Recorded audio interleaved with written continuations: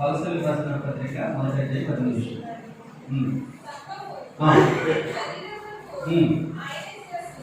సంఘమును శరీరములకు ఆయన శిరస్సు. వినండి.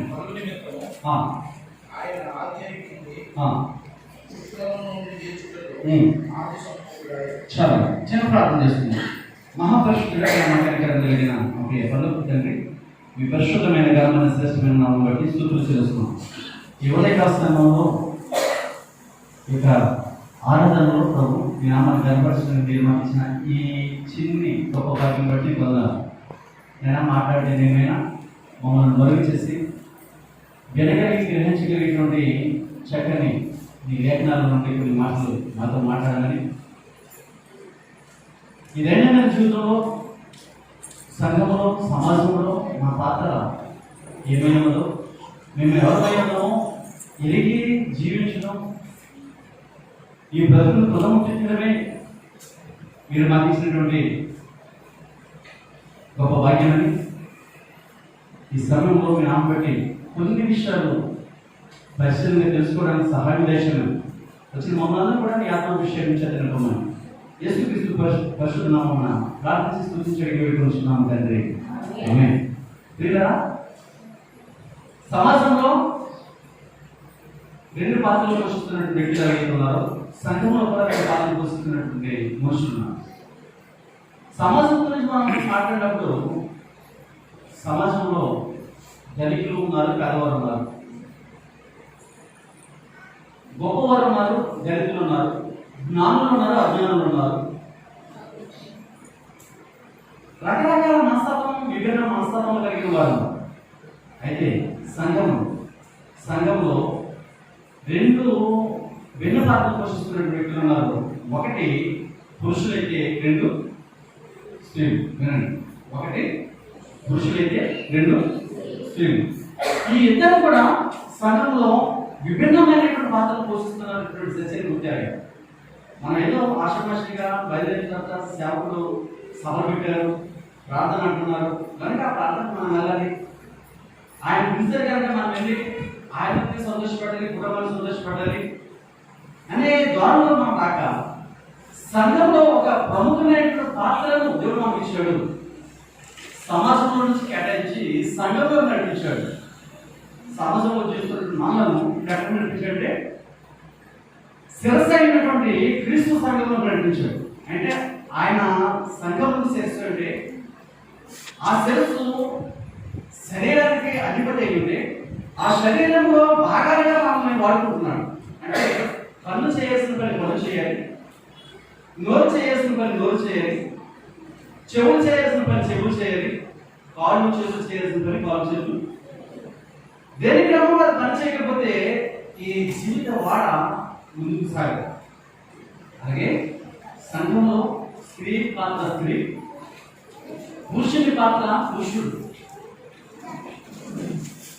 గ్రహించకపోతే, దాన్ని కొనసాగించకపోతే సంఘము ఏమైపోతుందంటే కుంటుపడిపోతుంది. దేవుడు తన సంఘమును ప్రేమించి అది కలుగుతమైన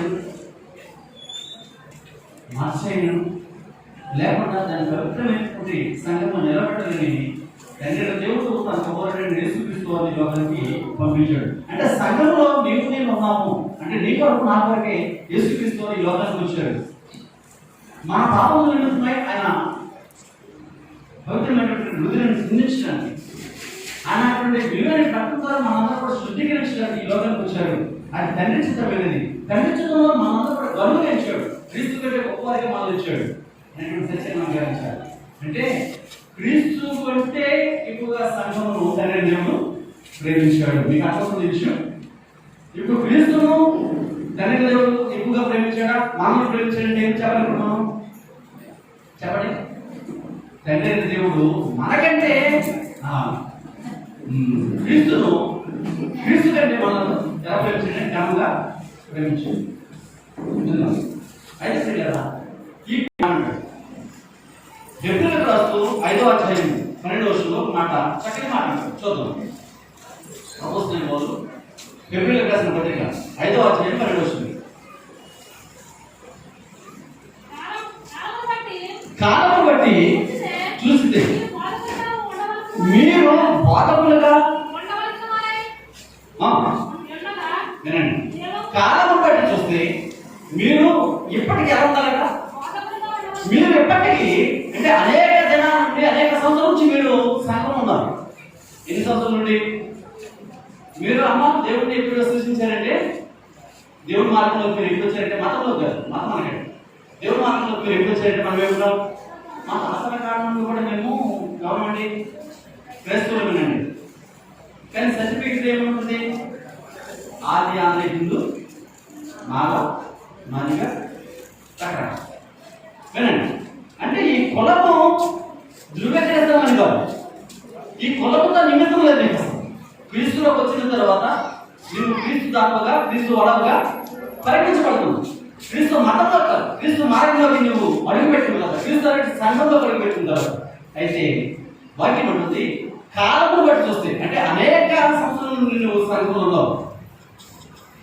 నువ్వు ఇప్పుడు ఒక బాధకుడుగా, బాధకురాలుగా అంటే అనేక మందిని స్వభావ వైపు నడిపించేవారుగా, క్రీస్తు అనేటువంటి సత్యం వైపు నడిపించేవారుగా మీరు ఉండాలి.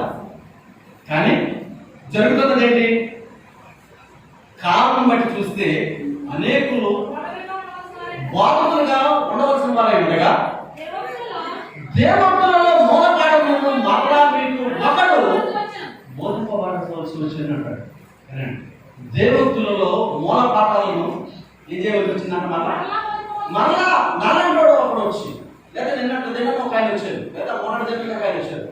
ఇలా అనేక మంది సంఘంలోకి వచ్చి బోధించాల్సినటువంటి పని ఎవరి వల్ల కలుగుతుంది అంటే మన వల్లనే, కేవలం మన వల్లనే.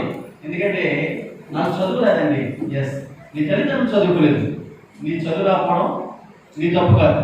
అది ఎవరు తప్పు? అది నీ తల్లిదండ్రులు తప్పు. కానీ నీ పిల్లలు కూడా చదువుకోకపోతే అది ఎవరు తప్పు? వినండి, నాకు చదువు రాదు అంటావు, ఎవరు తప్పు? అది నీ భార్య నీకు తెలియదు కనుక.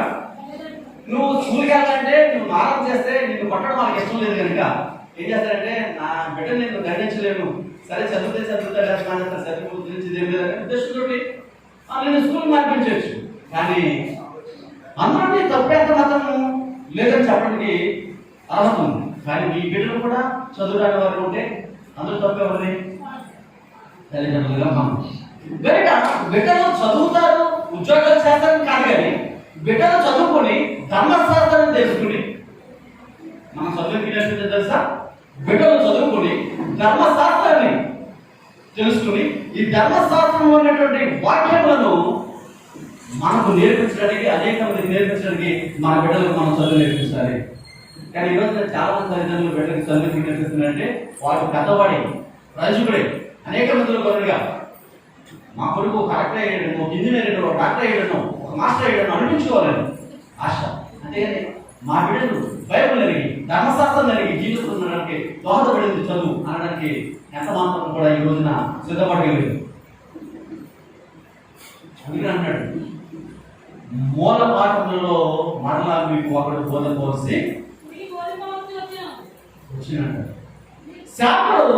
సేవకుడు పదే చేసే ప్రయత్నం ఏంటంటే, అపోస్తలుడైన పౌలు అంటాడు తిమోతికి రాస్తూ 2వ పత్రికలో 4వ అధ్యాయం 2వ వచనంలో మాట అంటాడు. చదవండి ఒకసారి.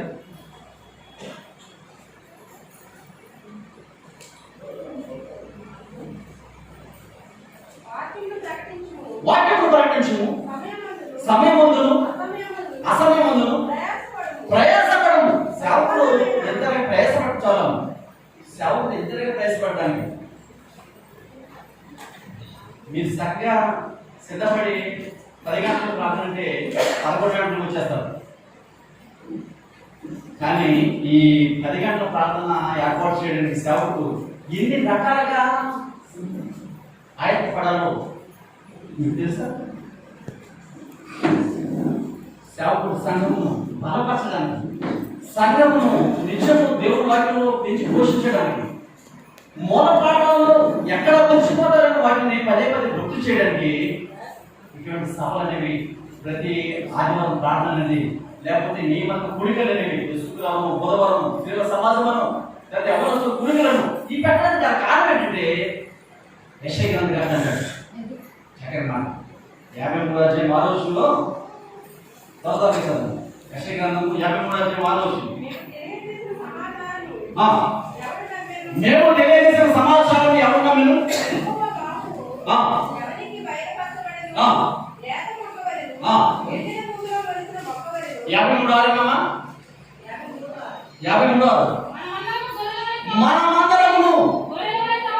మనమందరము గొర్రెలవలే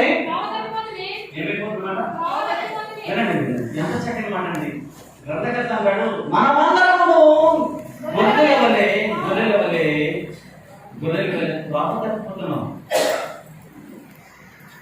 ఈ త్రోవ తప్పిపోకుండా నిత్యము నువ్వు క్రీస్తులో నిలుచు నిమిత్తము నీ సేవకులు పడే ప్రయాసను ఏంటంటే గుర్తించవా? నిన్ను బట్టి మనం బట్టి కదా దేవుని బట్టి ఎలా మాట్లాడుతుంది. మూల పాఠాలు దేవుళ్ళు మూల పాఠాలు మాట్లాడుతుంది. మీకు కూడా బోధన పోవాల్సి వచ్చిందంటే నువ్వు ఎన్న వాక్యాన్ని ఏం చేస్తున్నావు? విన్నట్టుగానే వింటున్నావు, కానీ గ్రహించేటువంటి శక్తిని నువ్వు కలిగినట్లేదు. నేను నా సంఘంలో చెప్తాను, నీ మాటలు నువ్వు ఒక వ్యక్తితో మాట్లాడుతున్నావు. ఎవరైనా ఒక వ్యక్తితో మాట్లాడుతున్నప్పుడు తప్పనిసరిగా ఇద్దరు కదా మాట్లాడుకునేది, మూడో వ్యక్తి ఉండాలని చెప్తాను. మా సంఘంలో చాలాసార్లు చెప్తాను, మీరు మాట్లాడేది ఇద్దరు మనుషులు, కానీ మూడో వ్యక్తి ఎలా వస్తారు అక్కడికి అంటే ఆ మూడో వ్యక్తి ఎవరైనా ఉండాలి అంటే ఆ మూడో వ్యక్తి మనల్ని నడిపించేటువంటి దైవమే ఉండాలి. అంటే నీ మాట్లాడిన ఎవరి గురించి వచ్చినప్పుడు సంభాషణ, దేవుని గురించి సంభాషణ అంటే ఆ మూడో వ్యక్తి దేవుడే ఉండాలి. నువ్వు ఆలోచిస్తున్నటువంటి, నువ్వు ప్రేమిస్తున్నటువంటి, లేదా నువ్వు పెంచి పోషిస్తున్నటువంటి దేవుడే ఉండాలి. అంటే నువ్వు ఏ పని చేస్తున్నావు, సమయం ముందు అసమయం ముందు అన్నాడు అపోస్తలుడు పౌలు. అంటే అంతమానం దేవుని మాటలేని కాదు, అంతమానం ప్రార్థన అని కాదు, అంతమానం సభలని కాదు, నీ పని నువ్వు చేసుకుంటూ 6వ దినాలు చర్చించి 7వ దినాన్ని నువ్వు విశ్రమించమన్నాడు. ఎందుకు విశ్రమించమన్నాడు అంటే ఆయన నామం బట్టి సంతోషించడానికి విశ్రమించమన్నాడు. కానీ నీ కలిగిన వాటిని బట్టి సమృద్ధి ఆహారము సిద్ధపాటు చేసుకుని తిని తాగి సృష్టించడానికి కాదు, నియమించుకోబడినటువంటి అపన్నతాన్ని. అనాది కాలంలో విశ్రాంతి దినం అంటే సబత్ దినం అంటే శనివారం మనందరం తెలుసు. కానీ ఇప్పుడు ఆ విశ్రాంతి దినాన్ని ఎలా మార్చబడింది చెప్పండి? పునరుత్థాన దినంగా మార్చబడింది. అపోస్తలుడైన పౌలు ఆ విశ్రాంతి దినాన్ని పునరుత్థాన దినంగా మార్చి పునరుత్థాన దినాన్ని రొట్టె వేయడం మొదలుపెట్టారు. పునరుత్థాన దినాన్ని ఆయన రక్తాన్ని జ్ఞాపకం చేసుకోవడం మొదలుపెట్టారు. కనుక ఆదిమ సంఘం ఏదైతే చేస్తుందో ప్రారంభ శతాబ్దంలో ఆ సంఘ నియమాలు, కార్యకలాపాలు, ఆ బాధ ఏదైతుందో దాన్ని తూచా తప్పకుండా పాటించాల్సినటువంటి ఆవశ్యకతను దేవుడు నాకు ఇచ్చాడు. అందుకనే ఈ జీవకాలం, ఈ జీవకాలం ఏమైతే బోధిస్తుందో దాన్ని తప్పనిసరిగా నువ్వు గ్రహించ మొదలయ్యాడు. సంఘంలో చెప్పారు కదా, పురుషుడు ఎంత ప్రాముఖ్యమో స్త్రీ కూడా అంటే ప్రాముఖ్యం. 4 రకాల పరిచర్య మీద. 1 చెప్పగలరా? పెద్దల పరిచర్య మీద. 2 స్త్రీల పరిచర్య మీద. 3 యవనస్తుల పరిచర్య మీద. 4 సండే స్కూల్ పిల్లల పరిచర్య మీద. ఎన్ని స్తంభాలు? ఇంటికి ఎన్ని స్తంభాలు ఉండాలి? ఎన్ని స్తంభాలు ఉన్నా పర్లేదు, కానీ 4 స్తంభాలు తప్పనిసరిగా ఉండాలి. 3 స్తంభాలు ఇల్లు ఎవరు కడతారా? ఇంటికి ఎన్ని స్తంభాలు ఉన్నా పర్లేదు, కానీ ఇల్లు నిలబడాలంటే తప్పనిసరిగా ముఖ్యమైనవి 4 స్తంభాలు.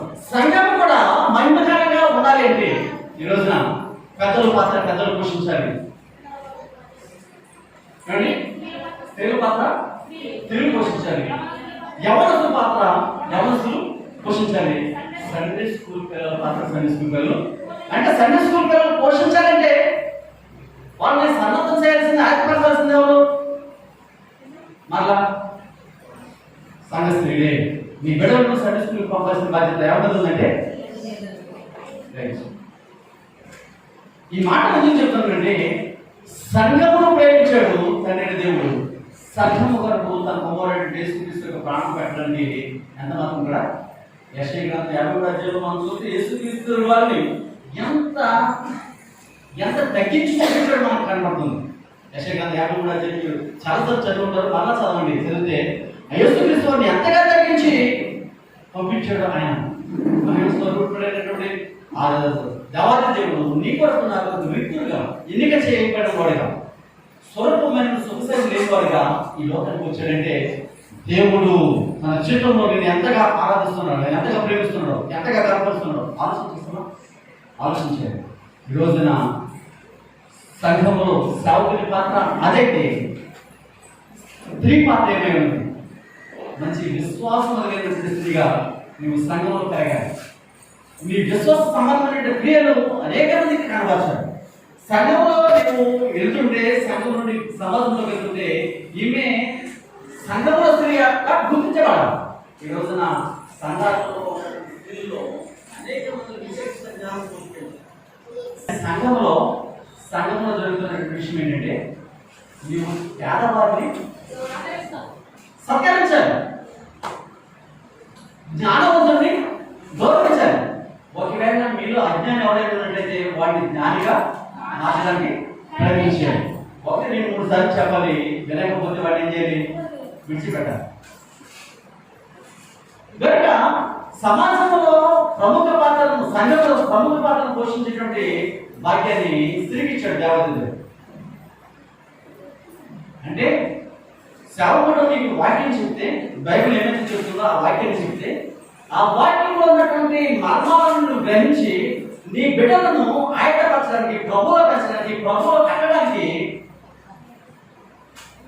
యోగగ్రంథం 14వ అధ్యాయం అంటాడు. మొదటి విషయంలో జ్ఞానవంతురాలు తన ఇల్లు చక్కబెట్టుకుంటున్నాడు. అంటే ఇంటిని చక్కబెట్టే బాధ్యతను సేవకులకు తెలిస్తే వాటిని బాధ్యతగా నడిపించాల్సినటువంటి బాధ్యతను, అవకాశాన్ని, అర్హతను దేవుడు స్త్రీ ఇచ్చాడు. కాబట్టి ఆ స్త్రీ అలా ఉన్నారు. బైబిల్లో చాలా మంది పేర్లు, విశ్వాస స్త్రీలైనటువంటి 10 పేరు చెప్పండి. 50 పేరు చెప్తారు మీరు.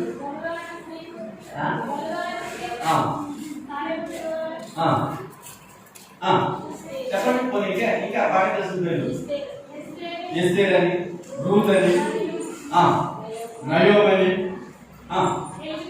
ఎలిజబెత్ అని, మరి అని, మార్త అని, అన్నా అని, చాలా రెబ్బకా అని, షారా అని, అవ్వ అని చాలా మంది పేరు చెప్తారు కదా. బైబిల్లో ప్రస్తావించబడినటువంటి పేరుకు అంటే ఆ వ్యక్తికి ఎంత స్థానంలో పేరు ప్రస్తావించినటువంటి స్త్రీలు చాలా మంది ఉన్నారు. చాలా ప్రముఖ పాత్రను పోషించారు.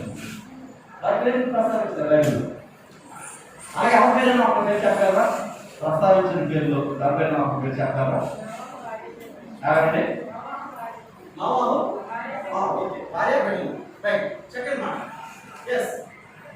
జలప్రలయం నుండి తప్పించడానికి దేవుడి లోకమును చూసినప్పుడు, అది బొత్తిగా చేరుకున్నప్పుడు, నేను చేసినటువంటి సమాజం చెడిపోయింది, ఈ సమాజం దగ్గర వచ్చడానికి లేదు, వీరిలో యోగ్యులైన వారిని ఎన్నుకొని వారిని మన కొత్త సమాజాన్ని తీసుకురావాలనే ఆలోచన కలిగినప్పుడు ఆ భూమి మీద చూస్తే ఎవరు గొప్పవారిగా కనపడ్డాడట? నోవహు మాత్రమే. 7వ అధ్యాయం, ఆదికాండం 7వ అధ్యాయం ప్రారంభం. నోవహు మాత్రమే నిందారహితుడిగా, నీతిమంతుడిగా, ఎవరికి? తండ్రి అయినటువంటి అంటే దేవుడి వాక్యాన్ని వెంబడించి, దేవుడి వాక్యం తన హృదయం నిలుపుకొని, తన బిడ్డలను, తన భార్యను, తన కోడలను ప్రభువులో నడిపించుకోవాలని కనబడుతున్నాడు. అయితే ఆ నోవహు కుటుంబంలో నోవహు భార్య ఎంత ప్రధాన 10 మంది స్త్రీలు ఉన్నారు అక్కడ. ఎవరు? ఇప్పుడు ఒక ఇంటికి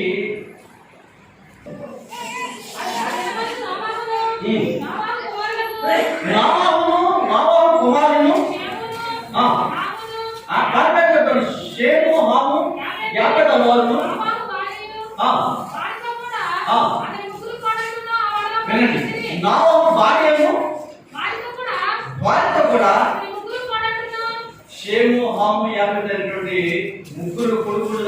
భార్యలు ముగ్గురు కోడలు కూడా ఎక్కడ ప్రవేశించారట? ఎంత చక్కని మాట అండి. వాళ్ళు పేర్లు ఉన్నాయా?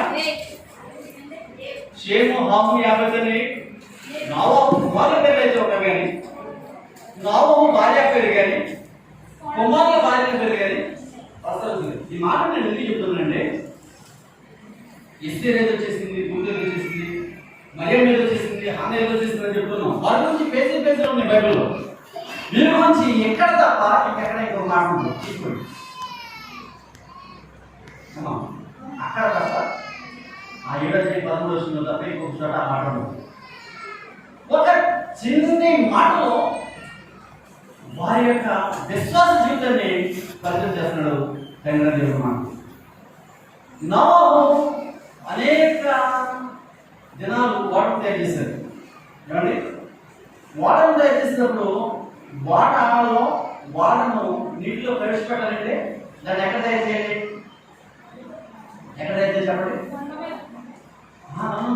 వాటను ఎక్కడ తయారు చేస్తే నీటిలో ప్రవేశపెట్టగలరు? బయట కాదు, సముద్రం దగ్గర పోర్టు ఉంటుంది. అర్థమైందండి? ఆ పోర్టుకు చాలా అంటే సముద్రం నీటికి చాలా దగ్గరలో వాటను తయారు చేసి దాన్ని ఆ చక్రాల మీద, అంటే ఇక్కడ నుండి ఆ గేట్ అంత దూరం అన్నట్టు నమ్మవచ్చు, ఆ చక్రాల మీద దూరేస్తారు. అంటే పెద్ద వాడ అన్నమాట. వాడ తేలాలంటే ఏముండాలి? గొప్ప నీటి సాంద్రత ఉండాలి. కానీ నోవహు గారు వాడ ఎక్కడ తయారు చేస్తున్నాడు? నేనండి ఒక మామూలు ప్రదేశంలో తయారు చేస్తున్నాడు. ఇక్కడ నీ పాస్టర్ గారే ఒక వాడను తయారు చేస్తున్నాడు అనుకోండి. సపోజ్ ఆ కాదు అంటే ఏమి వచ్చిందండి, ఆ బట్ట కాలేజీ చదువులోకి వచ్చింది. అంతకుముందు ఏముంది? అంతకుముందు ఖాళీ ప్రదేశం. ఆ ఖాళీ ప్రదేశంలో ఒక 50 టన్నుల బరువు కెపాసిటీ కలిగినటువంటి లారీ కూడా పోయినటువంటి ఒక వాటర్ తయారు చేసిన గుడిన లోకం ఏమంటది? ఈ రోడ్లో ఎలాగంటదని తయారు చేస్తాను నేను పిచ్చివాడా మంచివాడా అంటారా? ఏమో ఒక 50 టన్నుల మనం రోడ్డు హైవేలో చూసినట్టు పెద్ద పెద్ద లారీ 150 చక్రాలు కలిగిన లారీలు పెద్ద పెద్ద ఐటమ్స్ తీసుకునేది ఉంది. అవి ఈ రోడ్లో మీ చాకల రోడ్డు కూడా రాలేదు, కేవలం హైవే మీద మాత్రమే జరగాలి. మరి అటువంటి ఒక ఐటమ్ తీసుకెళ్ళినప్పుడు పెద్ద వాటర్ నేను ఇక్కడ తయారు చేస్తుంటే మనం ఏమనుకుంటాం? పిచ్చివాడు అనుకుంటాం కదా. ఆ రోజు నేను వాటర్ తయారు చేస్తున్నాను, అనేక మంది పిచ్చివాడు అనుకుంటాం. అనేక మంది తాము చెప్తున్నటువంటి సువార్తను విని అశ్రద్ధ చేసిన వారు ఉన్నారు. అనేక మంది నమ్మని వారు ఉన్నారు. అనేక మంది అవిశ్వాసాలుగా మిగిలిపోయారు. కానీ ఆ సమాజంలో తన ముగ్గురు బిడ్డలు, తన ముగ్గురు కోడలు, తన భార్య మాత్రమే తన మాటలు చెప్పండి విన్నారు, నమ్మారు. విన్నారు, చెప్పండి నమ్మారు. వినబడతారండి, వినాలి, నమ్మాలి. వింటే ప్రయత్నం లేదండి. వింటే అంత మాత్రం కూడా ప్రయత్నం శూన్యం. వినాలి వాక్యాన్ని నమ్మాలి. అయితే వారు విన్నారు, నమ్మారు. ఒకనొక జనాన్ని దేవుడు అన్నాడు, నోవహు నీ బాటలోకి నువ్వు ప్రవేశించి నీ బిడ్డలతో పాటు ఆయా చోతులను పిలువమన్నాడు.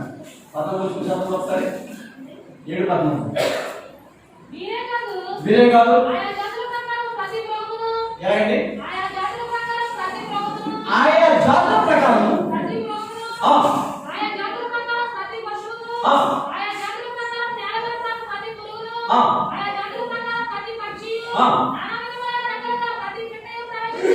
వినండి, ఈయన చెప్పగానే ఈయన పిలవగానే ఏమన్నాయట? పశు పక్షుల సమస్తం జీవరాశులు అనేకమైనవి కేవలం ఏమంటే ఈ రోజున జంతువులు కొన్నట్టు జ్ఞానం, పశువులు కొన్నట్టు జ్ఞానం మనకు లేదా? యెషయా గారు అన్నాడు మొదటి అధ్యాయం మొదటి మాట చదవండి. యెషయా గారు మొదటి అధ్యాయం మొదటి మాట, ఆకాశమా ఆవరించుము, భూమి చదివేదము, నేను పిల్లలను పెంచి గొప్పవారిగా చేస్తాను. ఇటువంటి వారట అజ్ఞానులుగానా, వెరివారిగానా? గొప్పవారిగా తన ప్రజలను అధికారులతో కూర్చోబెట్టే స్థితికి నడిపించాడు. ఎక్కడ నుండి? పెంట కుప్పల మీద నుండి. 113 6-7 వస్తుంది అంటాడు.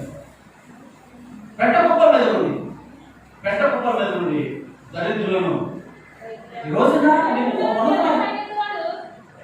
ఉన్నతమైన స్థితిలో నువ్వు కూర్చున్నావంటే ఈ రోజున ఈ స్థాయి, ఈ స్థితి అనేక మందిలో నువ్వు గౌరవించబడుతున్నటువంటి, ఒకప్పుడు పచ్చగా ఉండగా ఈ రోజు పచ్చగా పిలువబడుతున్నటువంటి మీరు అనే స్థాయికి నీకు వచ్చినట్టు నిన్ను చూసి అనేక మంది లేచి షాపింగ్ చేస్తున్నారండి.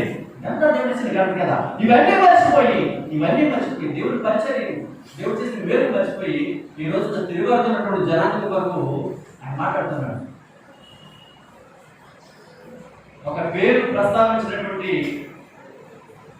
నోబు భార్య, పేరు ప్రస్తావించినటువంటి నోబు కోడళ్ళు చూడండి, వారు ఎవరి మాటకు లోబడ్డారంటే దేవుని మాటకు లోబడ్డారు. ఎందుకు చెప్పిన మాట ఏంటో తెలుసా? మనందరికి తెలిసిన వాక్యమే, మనందరికి తెలిసిన వాక్యమే. ధర్మశాస్త్రం తెలుసు. నిర్మకాండం 20 అధ్యాయం 1, 2, 3 4 వచనాలకు చదివితే, నిర్మకాండం 20 అధ్యాయం 1, 2, 3, 4 వచనాలు చదివితే, చదవండి. 2వ వచనం చదవండి, 1వ వచనం చదవండి.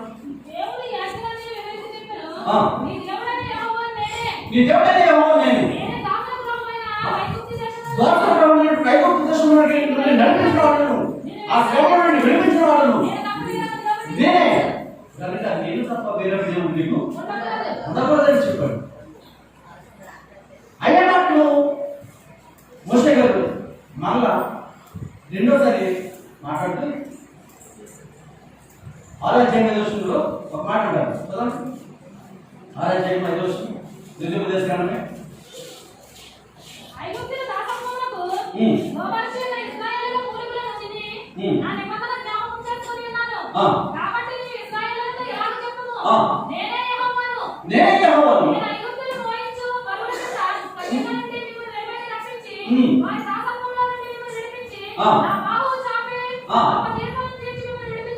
గొప్ప తీర్పును తీర్చి కనుక అంతటి గొప్ప శక్తివంతుడైన నన్ను నేను విస్మరించడానికి ఈనాడు కూడా మీకు చూపడానికి వీల్లేదు. అంటే ఈ వాక్యము అనునిత్యము మనకి ఒక సూచన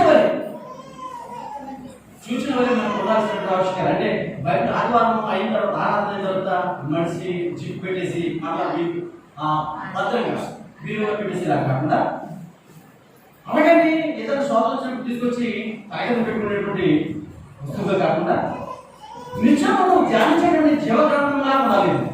ఒక భద్రమైన గ్రంథము, ఏ గ్రంథం లేనటువంటి పేరును ఈ గ్రంథానికి ఇచ్చాడు సమాజంలో. ఏ గ్రంథం కూడా పరిశుద్ధ గ్రంథంలో పిలవబడదని, ఏ గ్రంథం కూడా పవిత్ర గ్రంథంలో పిలవబడదు. ఇది మాత్రమే, ఈ బైబిల్ మాత్రమే, ఆది ఉన్నటువంటి వాక్యం మాత్రమే పరిశుద్ధ గ్రంథంగా. ఇంత పరిశుద్ధ పవిత్రమైన గ్రంథము మన దగ్గర ఉన్నప్పుడు ఇంకా తన భార్యకు, తన వాడలకు కానీ దేవుడు చెప్పాడు వెంటనే వారు పశువులు కూడా సువార్తను ప్రకటించినప్పుడు విన్నవి వారు రక్షించుకున్నారు.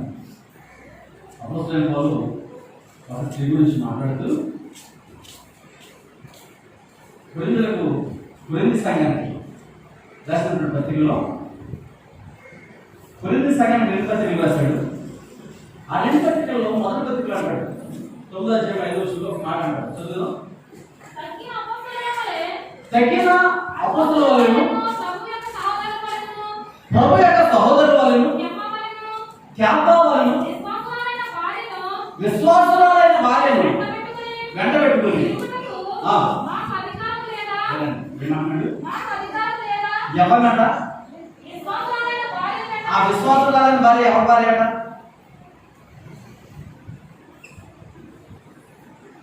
ఎవరి భార్య? విశ్వాసులైన భార్య వాళ్ళని అంటున్నాడు కదా. పౌరుకి పెళ్ళిందా? భార్య ఉందా? మరి ఎవరి గురించి మాట్లాడుతున్నాడు? వాక్యం చదివేటప్పుడు చాలా శ్రద్ధగా నేను చెప్తాను.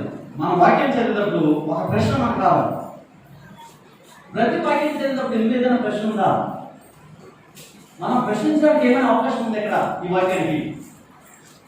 పెళ్ళలేదు, భార్య లేదు, మరి విశ్వాస భార్య అంటే ఎవరు భార్య ఆవిడ? ఆమె ఉన్నాడు ఏమాట క్యాపాలి క్యాపట్ ఎవరు? క్యాపట్ ఎవరు? క్యాపాలి ఎవరు పిలిచాడు? పేతురు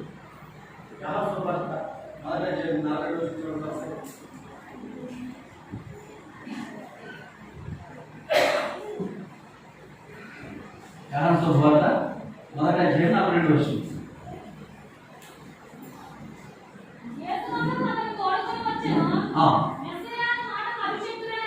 మెస్సయ్య మాటకు అభిషేక్తుడని అర్థము. యేసు నీవు యోహాను కుమారుడైన సీమోనువు, నీవు కేఫా అనబడు. సీమోను అంటే ఎవరు? సీమోను ఎవరు? పేతురు. పేతురు మారు పేరు సీమోను. పేతురు మారు పేరు సీమోను. సీమోను ఉన్నటువంటి అర్థం, పేతురు ఉన్నటువంటి అర్థం ఏంటి తెలుసా? పేతురు అనగా ఎగిరిపోవు ఇసుక. పేతురు అర్థం ఏంటంటే ఎగిరిపోవు ఇసుక. వినండి, ఈ పేతురు సరైన యేసుక్రీస్తు దగ్గర కూర్చున్న భగవానుడు యేసుక్రీస్తు దగ్గర కూర్చున్నప్పుడు ఆయన చూస్తాడు, నువ్వు పేతురుగా పిలవబడవు. ఎలా పిలవబడతావు అంటే క్యాపాగా పిలవబడతావు. క్యాపా అన్న మాటకు అర్థం ఏంటి? రాయి అని అర్థం. వినండి,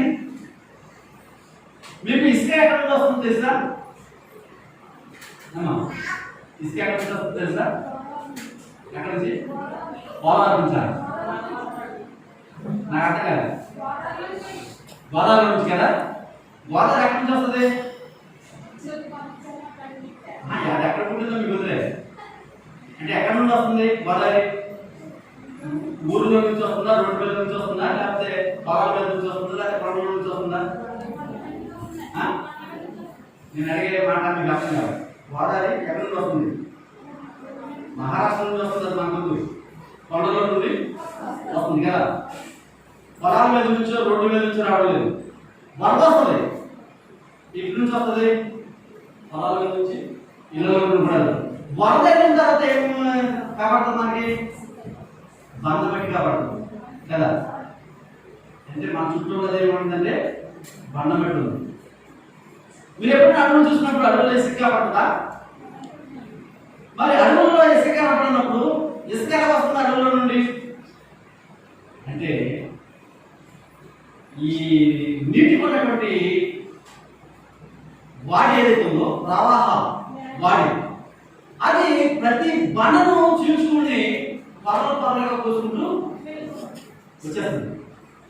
ఆ ప్రవాహానికి రాతిలో ఉన్నటువంటి చిన్న పొర ఇసుక రేణువుగా మారి ఆ ప్రవాహంలో కొట్టుకోవడం ద్వారా మనకి ఇక్కడికి వచ్చేసరికి ఇసుక మేటేసి మనం ఇల్లు కొట్టుకోవడానికి ఉపయోగపడుతుంది. అంటే ఇసుక దేని పడుతుంది చెప్పండి? రాతి. మనం ఇసుకను చూసినప్పుడు చిన్నపిల్లలు ఇసుకలు ఆడుకుంటూ ఉంటారు కదా. చిన్నపిల్లలు ఇసుకలు ఆడుకునేటప్పుడు తడి ఇసుకను అలా ఏం చేస్తారు? బొమ్మలు చేస్తారు కదా. అంటే తడి ఇసుకకు చిన్న ఉంటాయేటువంటి నష్టం కూడా ఉంది తడిగా ఉన్నప్పుడు మాత్రమే. అది మళ్ళీ ఇప్పుడైతే ఏమవుతుంది? సరిగ్గా పెడతారు. మట్టి కాలేదు. మట్టిని ఉండగా చేస్తే ఎండిన తర్వాత మళ్ళీ ఉండగానే ఉంటుంది. అయితే ఈ తడి ఇసుకను తీసుకుని వరిసాలోకి తీసుకుని మనం దావిదు గొలియాతును కొట్టినట్టు గిరగట్టి కొట్టినప్పుడు ఏమవుతుంది? ఆ ఇసుక ముద్ద విడిపోదు కదా. పూర్వపు స్థితి ఏం చేస్తుందంటే కోల్పోదు. దేవుడు యేసుక్రీస్తు వారు పేతురును చూసినప్పుడు నీవు ఇసుక స్వభావం కలిగినటువంటి వ్యక్తివి. ఏదైనా సమస్య వస్తే, దేనిని పరిష్కరించాల్సి వస్తే, ఏదైనా శ్రమ వస్తే నీకున్నటువంటి విశ్వాసం ఏమైపోతుందంటే తృప్తిగా మారిపోతుంది. నిన్ను ఒక దృఢమైనటువంటి ఒక సంకల్పం కలిగినటువంటి ఒక మహోన్నతమైనటువంటి వ్యక్తిగా, శాపం పట్టేటువంటి వారిగా కాకుండా మనుషులను పట్టేటువంటి చాలా విధాలను ఇష్టపడుతుందని చెప్పి ఆయనకు ఏం చేశారంటే మొదట నామకరణం చేశారు. మన పిల్లలు పుట్టిన తర్వాత పుట్టగడ తల్లిదండ్రులు రాగానే ఎవరో ఎత్తుకుని ఎవరో ఫ్యామిలీ ఎత్తుకుని ఎదురు పేరు పెట్టేస్తుంది, ఎదురు పిలిచేస్తారు. కానీ వాడికి 6 నెలలు వచ్చిన తర్వాత 10 నెలలు వచ్చిన తర్వాత 1 సంవత్సరం వచ్చిన తర్వాత అన్నప్రాసం చేసేటప్పుడు ఒక నామకరణం చేస్తారు. అక్కడ నుండి వాడు ఎలా నిలబడతాడు? ఆ రోజు ఏదైతే నామకరణం చేసామో ఆ పేరుతో పిలవబడతాడు. అంతకుముందు నువ్వు చిచ్చుకున్నా చాచాలనుకున్నా ఏదనుకున్నా అది రికార్డ్స్లోకి ఎక్కదు. కానీ ఆ రోజు నువ్వు చేసినట్టు నామకరణం ఏదైతే ఉందో అది రికార్డ్స్లోకి తప్పనిసరి. వినండి, ఈ పేదలను బలహీనుడైనటువంటి పేదలను ఒక బలవంతుడైనటువంటి ఒక శక్తి సంపన్నుడైనటువంటి మనుషులను ప్రభు కొరకు మార్చేటువంటి ఆయుధం మధ్యలో కొనడం కనుక ఆ ఆయుధాన్ని ఒక రాతిగా మలుస్తున్నాడు. ఇసుకు ఎలా మలుస్తున్నాడు చెప్పండి? రాతి. ఇప్పుడు రాయి కూడా ఎక్కడ నుండి వస్తుంది? రాయి కూడా ఎక్కడ నుండి వస్తుంది? రాయి కూడా బండ నుండి వస్తుంది. వినండి, రాయి కూడా బండ నుండి. ఇప్పుడు ఇసుక బండ నుండి వచ్చింది, రాయి బండ నుండి వచ్చిందని ఒకడు ఒక ఇసుక చుట్టూ నిన్ను కొడితే అదే వ్యక్తి రాయి చుట్టూ నిన్ను కొట్టే ఉంటుంది. ఆ ఇసుక కొడితే 100 సార్లు కొట్టినా నీకు రాదు, నీ దగ్గర రాదు. నేను ఎక్కడ ఇన్సిడెంట్ ఇసుక దగ్గర వస్తుందా? కానీ నేను రోడ్డు మీదకి వెళ్ళి కూడా ఒడిశాలు ఇవ్వబడితే ఏమని చెప్పండి? ఆయన ఇవ్వతండి దావీదును ఒక ఆయుధం ఎన్నుకున్నాడు గొలియాతును చంపడానికి. ఎటువంటి ఏమేరాడు దావీదు గారు? 5 నుండి రాళ్ళు, ఇసుక రాళ్ళు కూడా కనుకోండి కాదు. కానీ ఇసుకని తీసుకురాలేదు. ఇసుకలు ఏం లేదు. ఒక శక్తిహీనుడిని శక్తివంతుడిగా మార్చడానికి దేవుడు నామకరణం చేసి ఎక్కడ నుండి నీవు ఏమని పడ్డావు? సీమోను పడబెట్ట క్యాపాలు మాట్లాడు. వినండి, ఆ పేదలు అంత విశ్వాసంతో అంత గొప్పవాడిగా చనిపోయిన వారిని లేపేటువంటి శక్తి సామర్థ్యం కలిగిన వాడుగా, క్రీస్తును వెంబడించిన వాడుగా, క్రీస్తు శిష్యులలో మొదటి వాడిగా రూపాంతరం చదవడానికి వెనకాల ఎవరున్నారు తెలుసా? పౌలు అన్నాడు. ఎవరన్నాడు? విశ్వాసురాలైన భార్య. అక్కడ మీకు అర్థం కాకపోవచ్చు. కేవలం విశ్వాసురాలైన అంటే ఎదురుకి ఎవరో లేడు, యోగ్యులైనటువంటి ఒక భార్య ప్రభువులో నడిపించబడడానికి, స్థిరపరచబడడానికి, ప్రభు పరిచయం ముందు కొనసాగడానికి అవసరమైతే ప్రభు కొరకి ప్రాణం కూడా అర్పించడానికి వెనక చేసేటువంటి స్థితి లేకుండా సంకల్ప భావం కలిగిన వాడిగా, గొప్ప పోరాట యోధుడిగా, ప్రభు కొరకు ప్రాణం పెట్టేవాడిగా రూపాంతరం చదవడానికి ప్రధాన భూమికను పోషించింది ఎవరంటే భార్య. అంటే విశ్వాసం ఎంత గొప్పదో అర్థం చేసుకుంది. విశ్వాసం బట్టి అపోస్తలుల 13వ అధ్యాయంలో విశ్వాసం గురించి ప్రస్తావిస్తారు. విశ్వాసం బట్టి అనేక మంది విశ్వాసం మీద జాబితాను అక్కడ పరిచయం చేస్తారు. వారందరూ కూడా దేని బట్టి అంటే విశ్వాసం బట్టి. ఈ రోజున నీవు ఇక్కడికి వచ్చేటువంటి దేని బట్టి వచ్చావు? నీకున్నటువంటి విశ్వాసము. నా దేవుడు గొప్ప దేవుడు, నా జీవితంలో ఎన్నో మేలు చేశాడు. ఆయన వాటిని వినాలి, అంగీకరించాలి. ఈ రోజున సేవకులతో పట్టిన సహకరించాలి. దేవుడి నామాన్ని మహిమపరిచే పాత్ర నేను కూడా వాడబడాలి. సేవకుల ప్రయాసంలో నా భాగస్వామ్యం ఉండాలి. సేవకుల ప్రయాసం ఎవరి భాగస్వామ్యం చెప్పండి? మీ పెద్దల భాగస్వామ్యం, స్త్రీల భాగస్వామ్యం, యవనస్తుల భాగస్వామ్యం, చిన్నపిల్లల భాగస్వామ్యం ఉండాలి. అప్పుడే ఈ యొక్క భూమికకు అలంకారం, అప్పుడే ఈ యొక్క భూమికకు ఒక నిత్య. కాబట్టి వీళ్ళ సేవకుడు ఎంతటి బాధ్యతను కలిగి ఉన్నాడు, అంతకంటే ఎక్కువ బాధ్యతను సంఘస్త్రీ కలిగి ఉన్నాడు. ఎందుకంటే సంఘం అనగా మనం ఈ సంఘంలో చేస్తూ ఎవరంటే క్రీస్తు. యేసుక్రీస్తు వారు మీ కొరకు నాటకు ప్రాణం పెట్టారు.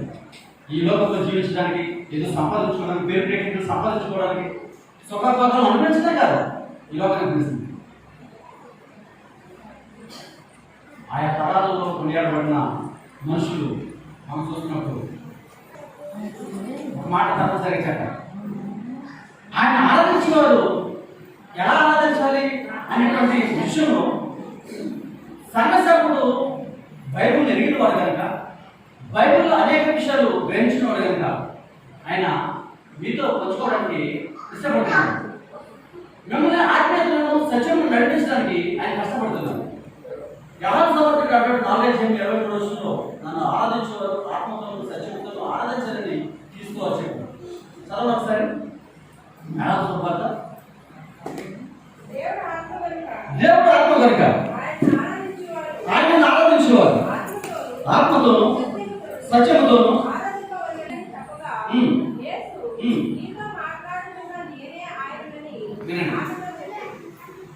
యేసుక్రీస్తు వారు స్వయంగా ఈ లోకానికి వచ్చి ఈ లోకం అనుదర్శి సమాజంతో మాట్లాడుతున్నాడు. ఆయన అభిషేక్తుడని, ఆయన రక్షకుడని, ఆయన ఈ లోకములకు పంపబడినట్టు గొర్రెపిల్లని ఎనక వారు చాలా మంది ఉన్నారు. ఆయనతో సహవాసం చేసిన వారు, ఆయనతో సహవాసం ఆయన సువార్త ప్రకటించే సమయంలో అనేక వారు బేతనీకి వచ్చేవారు.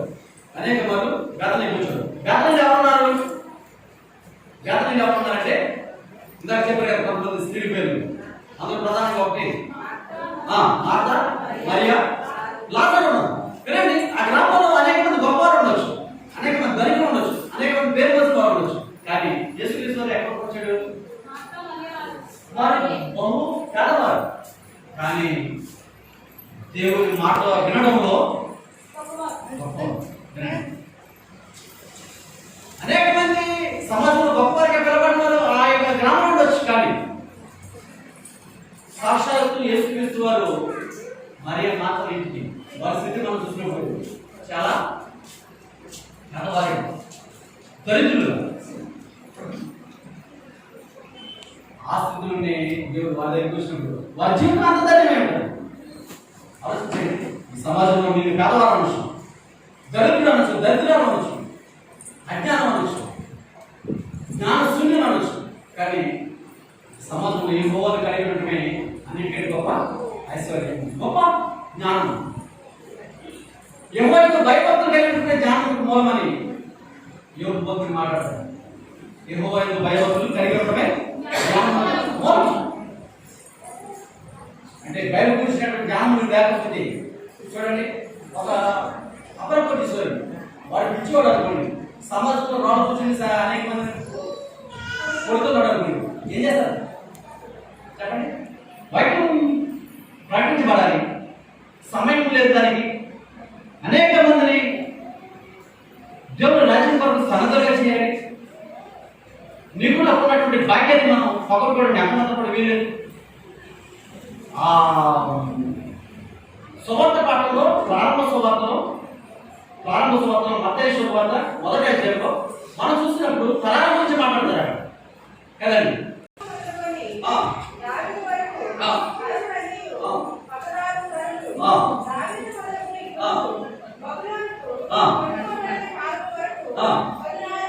వినండి ఒకసారి గ్రామంలో బైబిల్లో ఉన్నవారు తప్పనిసరిగా ఎత్తి చూడండి. బైబిల్లో ఉన్నవారు తప్పనిసరిగా ఎత్తి చూడండి. ఇక్కడ 15వ వచనం అంటాడు, ఇట్లు అబ్రహాము మొదలుకొని దావీదు పర్యంతం తరంలో నింపుతున్నారు. ఎవరు డబ్బాలు కదా 14వ తరం. తర్వాత దావీదు మొదలుకొని యూదుల బొమ్మలకు కొనుగోబడిన కాలపర్యంతము 14వ తరం.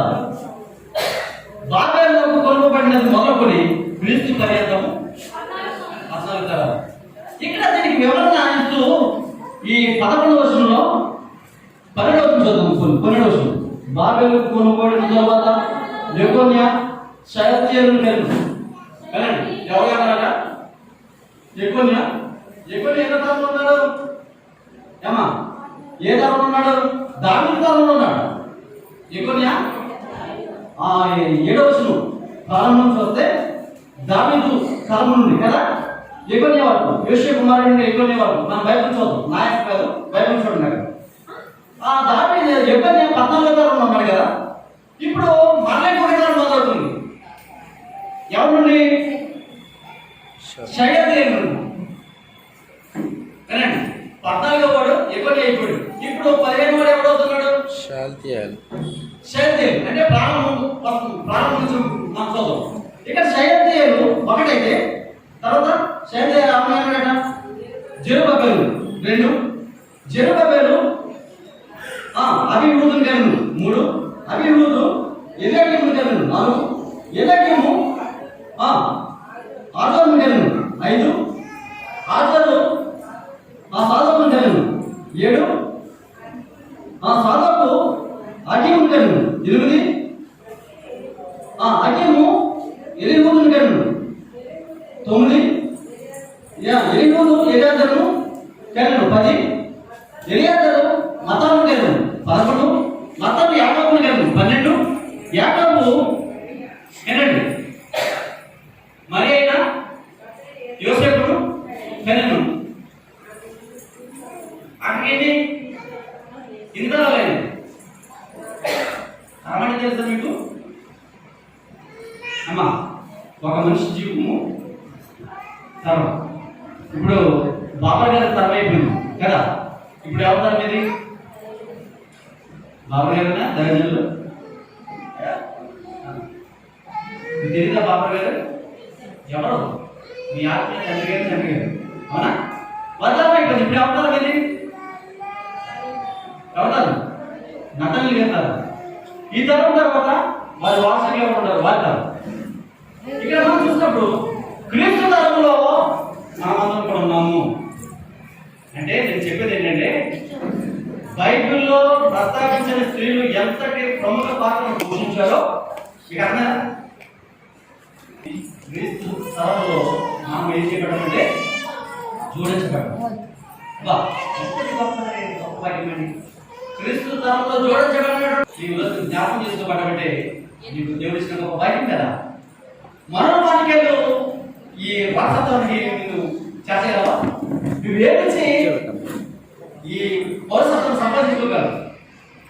ధర్మంతుడైన వాడు రోడ్డు మీద దరిద్రుడిగా చనిపోతున్నాడు, దరిద్రుడైన వాడు ధర్మంతుడిగా నిత్యరాజ్యానికి ఎత్తబడుతున్నాడు. చూడండి, మనం ఒక పేదవాడు పేదవాడైన రాజును మనం చూసినప్పుడు అతను వాడు పేదవాడు, తినడానికి ఒక ఆహారం లేదు, కానీ అతడు దేవుని దూతల చేత కొనుక్కోబడి అబ్రహాముకుడు మనం చూసాం చదువు కదా. ధనవంతుడు సమృద్ధి ఆహారం తిన్నాడు, కొట్లు విప్పాడు, ఎన్నో ధనాకారాలు కట్టాడు, కానీ వాడు సాగు పైన కాడికి వారింది. శాస్త్రలోకమైనటువంటి నరకంలో నిత్య అగ్నిలో జ్ఞాపకపడుతుంది. వినండి, ధనము ఎంత మాత్రం కూడా పరలోక రాజ్యాన్ని ఆపాదించదు. నీకున్న ధనము కేవలం పరిచయం చేయడానికి మాత్రం ఉపయోగించు, ప్రభుత్వం చేయడానికి మాత్రం ఉపయోగించు, క్రీస్తు కలిగినటువంటి మనసును కలిగి ఉండడం మాత్రం ఉపయోగించు. నీ ధనము నీ జ్ఞానం అంత తప్ప ఇతరత్ర ఉపయోగిస్తే నీకు ఎంత మాత్రం కూడా ప్రయోజనం కాదని నేను సభాపూర్వకంగా చెప్తాను. సమాజంలో స్త్రీయే కాదు, పురుషులే కాదు, ఎవరస్తులే కాదు, ఎవరైనా చక్కని గుణగణాలను కలిగి ఉండాలని బైబిల్ ప్రబోధిస్తుంది. దీని కొరకే మనం సంపూర్ణం అవడం కొరకే నిత్యము నీ సేవకుని ప్రయాస. నువ్వు పరిపూర్ణం కావాలని నేను, ఎందుకంటే ఒక మాట అంటాడు మోషే గారు ద్వితీయోపదేశ కాలంలో 30వ అధ్యాయం 2వ వచనం చదివిన 10వ వచనం చదివిన ఒక మాట అంటాడు. చదవండి ఒకసారి.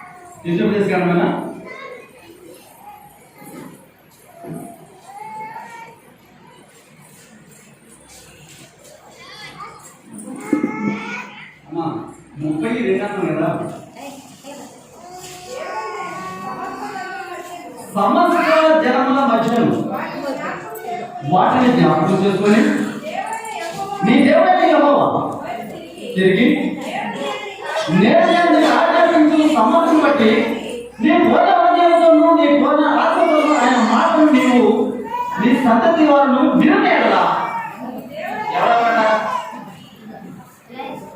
ఎలాగట పూర్ణ హృదయముతోను పూర్ణ ఆత్మతోను ఎవరెవరట నీవును నీ సంతతి వారు నీవును నీ సంతతి వారు ముందు తరాల వారు నీకు తెలియదు, నీ తల్లిదండ్రుల భవిష్యత్తు నీకు తెలియదు, కానీ ఇప్పుడు నీ భవిష్యత్తు నీ చేతిలో ఉంది. అంతకంటే ప్రాముఖ్యంగా నీ బిడ్డల భవిష్యత్తును నీ చేతిలో ఉంచాడు. మేమును నీ సంతతి వారును పూర్ణ హృదయముతోను పూర్ణ ఆత్మతోను ఆయన మాటలు వినాలి, గైకొనాలి. 12వ వచనం కూడా అంటాడు, ఆ అధ్యాయం 12వ వచనం కూడా చదువుతూ వినడానికి గైకొనడానికి ఎంత దూరం లేదు కదా. నిత్యము నీ హృదయంలో, నీ వాకిట, నీ ఇంటిలో, నీ కళ ముందు అనుక్షణ ప్రత్యక్షమవుతున్నటువంటి వాక్యం. కృపాసక్తి సంపన్నుడైన మధ్య మన మధ్య నివసిస్తున్నటువంటి తరుణం ఇది. దేవుడు తన సేవకులకు ఇచ్చినటువంటి ఆ బాధపడిన పరిచర్య అంటారు కదా, చాలా మంది సేవకులు అంటారు ఒక మాట చెప్పారు, ఈ బాధపడిన పరిచర్య చేయలేకపోతున్నాడు. ఇప్పుడు అసలు బాధపడిన పరిచర్య అన్నది లేదండి, లేదు. ఎందుకంటే బాధలేని పరిచర్యలో బాగుందా లేదు. రోజున మీ మధ్య వాక్యం చెప్పడం రావాలంటే 10 రావు చేయగలంటే 10 రావట్లేదంటే పక్కనున్నారా ఎందుకండి అన్న చూడండి. ఈయన రాత్రి కష్టపడ్డాడు. 3 నెలల నుంచి కొన్ని నెలల నుండి ఈ మీటింగ్స్ అవగానే మళ్ళీ వచ్చే మీటింగ్కి ఇప్పటి నుంచి ఏం చేస్తారు, ఈయన సిద్ధపడి ఉంటారు. మీరైతే ఆ టైంకి బయలుదేరి వస్తారు. కానీ పారపరిమైన పరిచయం కాదని ఎందుకంటే ఆత్మ అపోస్తులు ఆత్మ సంఘాల్లో పరిచర్య ద్వారం అండి. మా అపోస్తుల కార్యాలు 8వ అధ్యాయం చూస్తే ప్రారంభంలో చదవడం సరే. అపోస్తుల కార్యాలను 8వ అధ్యాయం ప్రారంభం చదవడం సరే. ఆ కాలంలో యెరూషలేములో సంఘంలో గొప్ప ఏం కలిగిందంట, ఎవరికి ఎవరికి ఎవరు కలిగింది చెప్పండి. సంఘంలో గొప్ప హింస కలిగింది. ఈ రోజుల్లో అటువంటి హింసలు ఇవ్వండి. ఒకవేళ ఎవరైనా హింసించడానికి వచ్చినా వెంటనే దేవుడు వారికి తగిన గుణపాఠాన్ని చెబుతున్నాడు. నీ సేవని పక్షంగా పోరాడడానికి అనేక మంది సంఘటనలు ఆలోచిస్తున్నారు. ఈరోజు భారతదేశంలో పరిచయం లేదండి. పౌలు చెప్పినట్టుగా సమయంలో అసమయంలో ప్రకటించడానికి సమర్థులైన సేవకులు వినడానికి నువ్వు మన పాటలు విన్నారు. పేతురు తన ప్రాణాన్ని అర్పించడం కూడా ఒకప్పుడు ఏమన్నాడు, యేసుక్రీస్తు అంటే ఎవరు ఎవరైనా నమ్మలేదు. అటువంటి పేతురు అలకరిందులుగా సిలువేయించుకోవడానికి తన కొరకు ప్రాణం పెట్టడానికి కూడా వెనకాడేటువంటి గొప్ప శక్తిగా ఎదగడానికి భార్య దోహదపడిందని చెప్పడానికి నేను ఎంత కూడా సంతోషించాను. కాబట్టి మీరు ఈ విశ్వాసం ఎక్కడి నుంచి బయలుదేరారంటే సంఘంలో నుండే. ఎక్కడ నుంచి బయలుదేరి చెప్పండి, సంఘంలో నుండి. ఆ సంఘంలోకి నువ్వు వచ్చావు, ఆ సంఘంలోకి నేను మనం వచ్చావు. ఆ శ్రేష్టమైనటువంటి ఈవుడితో నింపబడడానికి దేవుడు నిన్ను నన్ను జ్ఞాపకం చేస్తున్నాడు. ఎన్నో పనులు ఉండొచ్చు, ఎన్నో బాధపడుతున్నటువంటి ఆ విషయాలు మనకు ఉండొచ్చు, ఎన్నో సమస్యలు బయట ఉండొచ్చు. కానీ వాటిని పక్కన పెట్టి ఈ రోజున దేవుడి మందిరంలో శ్రేష్టమైన వాతావరణంలో ఆయన పరిశుద్ధ వాక్యాన్ని వినడానికి అంగీకరించడానికి వచ్చినట్టు నీవు నీకున్నటువంటి ఆ గొప్ప భాగ్యాన్ని, ఆ గొప్ప తలసును నిరంతరం చేసుకోవడానికి వీలు లేదు. అపోస్తలుడైన పౌలు కొరింథీ సంఘానికి రాస్తూ 2వ పత్రికలో ఒక మాట అంటాడు. చదవండి ఒకసారి. 11వ అధ్యాయము 9వ వచనం చదవండి.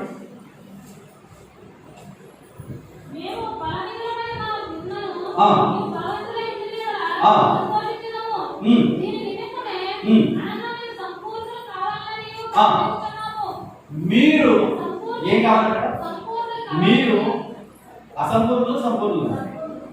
వినండి, మీ విశ్వాస జీవితంలో మీరు ఎలా కావాలని కోరుకుంటున్నారు? సంపూర్ణులు కావాలని ప్రార్థిస్తున్నాడు. ఆయన నామం బట్టి మనం సంపూర్ణులు కావాలంటే ఎలా ఉండాలి? ఎలా ఉండాలి? ఆత్మతో సత్యముతో ఆరాధించే వారిగా మాత్రమే కాకుండా ఈ ఆరాధించే మనము అటువంటి గుణలక్షణాలు కలిగి ఉండాలి. పేతురు తన పత్రికలో 2వ అధ్యాయం 9వ వచనంలో మాట్లాడాడు. ఏమన్నా తెలుసా? చదవండి ఒకసారి 2వ అధ్యాయం 9వ వచనం. పేతురు మొదటి పత్రిక 2వ అధ్యాయం 9వ వచనం.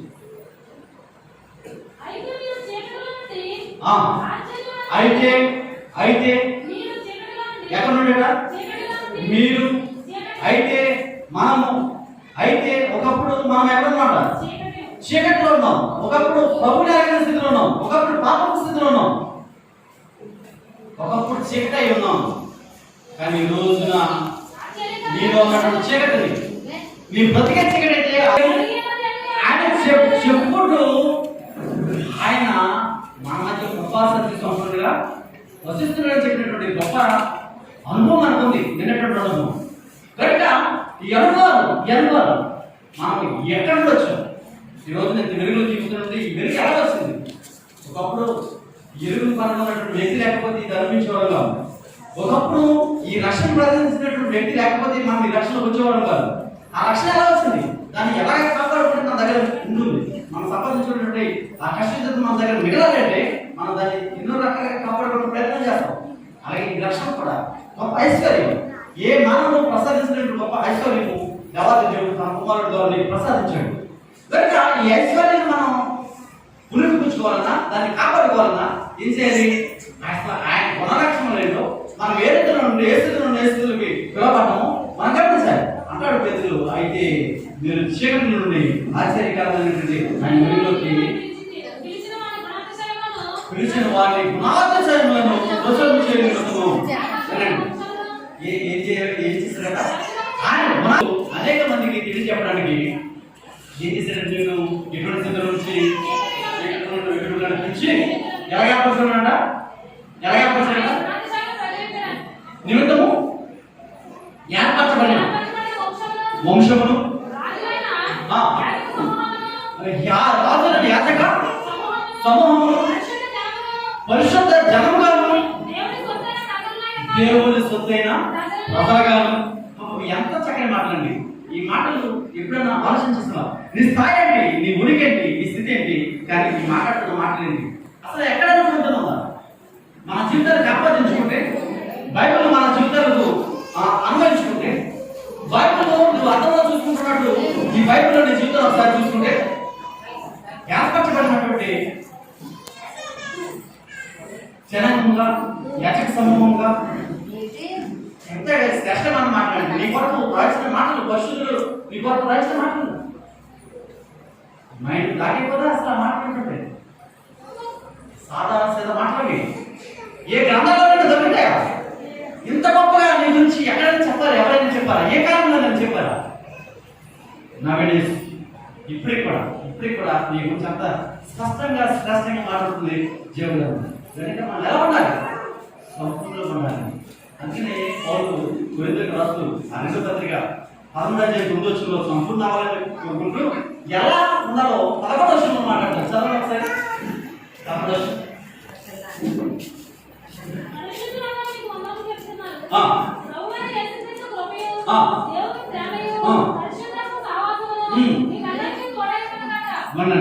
ఎలా ఉండాలి?